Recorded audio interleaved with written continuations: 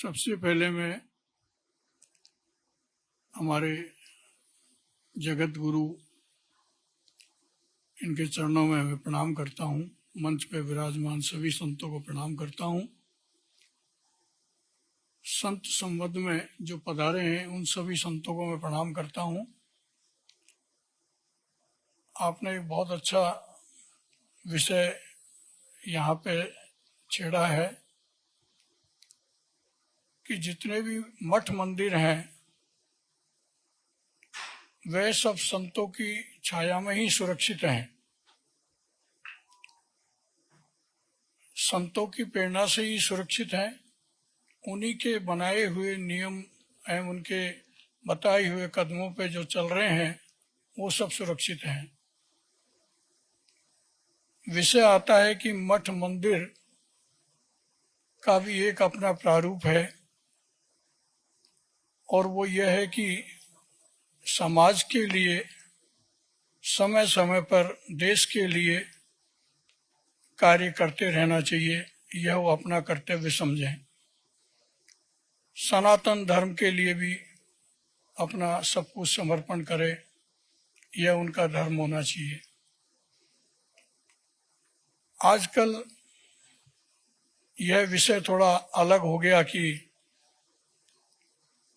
देश के लिए सोचना या सनातन धर्म के लिए सोचना, साधु संतों के लिए सोचना, यह विचारों में कम आ गया है। इसकी परिस्थितियां भी कई इस प्रकार से हैं कि सरकारें भी अपना नियम, अपना कानून जो लागू करती जा रही है उससे मंदिर भी आज सुरक्षित नहीं है। कहीं कानून को दबाया गया है, कहीं कानून को उपयोग भी कर लिया गया है। बहुत सारे मंदिर हैं जो सरकार के अधीन हैं, उनकी व्यवस्थाएं सरकार से ठीक से नहीं बैठ रही है। इसके लिए भी संत समाज को सोचना चाहिए कि उन मंदिरों का किस तरीके से विचार करके और उनकी सेवा पूजा ठीक से होती रहे। बहुत सारे पुजारियों को तनख्वाहें नहीं मिलती क्योंकि वो सरकारी नौकर हो गए। सरकार और बहुत सारे ऐसे विषय हैं जिन पे मंदिरों के अलावा भी, जैसे अभी आप बता रहे थे कि वृंदावन में भी एक अभियान चलेगा कॉरिडोर वाला। बहुत सारे लोग उसमें बर्बाद हो जाते हैं और उनकी रोजी रोटी का सवाल होता है। उन व्यवस्थाओं को देख के भी सरकार करे तो ठीक रहता है। अभी कुछ समय पहले कुछ दो प्रश्न थे, थोड़ा आपके विषय से हटके में यहाँ चर्चा हो रही थी कि गुरुकुल में गीता और भागवत या रामचरितमानस को पढ़ाया जाना चाहिए। यह उनका कहना बहुत सत्य है और एक उनकी बात बहुत अच्छी लगी कि इसके साथ आधुनिक उपकरणों का भी प्रयोग करना चाहिए। आज गुरुकुल में बच्चे पढ़ना क्यों नहीं चाहते कि उनको आगे भविष्य अंधकार में दिखता है। खाली एक विद्वान बन के बैठे रहें, उससे उनकी उदर पूर्ति का साधन नहीं हो सकता।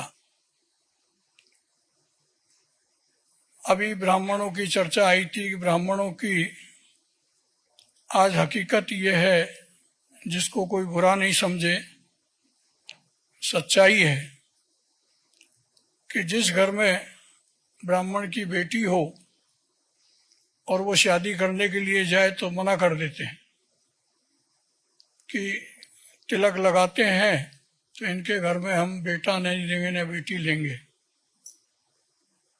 इसका कारण कि उनके पास आज रोजी रोटी नहीं है।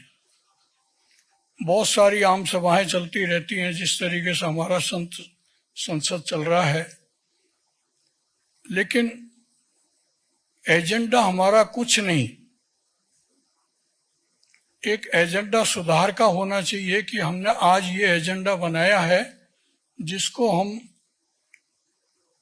नीचे तक पहुंचा के उनको ज्ञान दें। इस तरीके से समाज में बहुत सारे लोग अध्यक्ष बन जाते हैं, लेकिन वास्तविकता सुधार नहीं होता समाज का। इसी प्रकार से मेरा निवेदन है कि संजय गिरि जी के माध्यम नेटवर्क 10 की जो टीम है वो बहुत प्रयास कर रही है और आगे करती रहे। संसद संतों के विचारों को एक लिखित रूप में लिया जाए और वह एक कमेटी बनाई जाए, चाहे 5 आदमी की हो चाहे 10 आदमी की हो, और वह सरकार तक जानी चाहिए। उसका सरकार के ऊपर कितना प्रभाव हुआ और सरकार ने कितनी बातों पर विचार किया, यह हमें सबको पता लगना चाहिए। तो उस समय का भी उपयोग और हमारी भावना की कितनी कदर हुई है यह भी हमको पता लगना चाहिए। वरना इस प्रकार से हम करते रहेंगे। करना बुरी बात नहीं है, अच्छी बात है, इससे जागृति होती है, पहचान होती है, संतों की भावनाओं का पता लगता है, लेकिन जो हम चाहते हैं वह नहीं हो सकता। ये एजेंडा हमको लिखित रूप में सरकार तक पहुंचाना पड़ेगा। ये सब लोग तय करें तो शायद हमें इसका फायदा हो और समाज को भी फायदा हो। जय श्री बालाजी महाराज की बहुत बहुत धन्यवाद।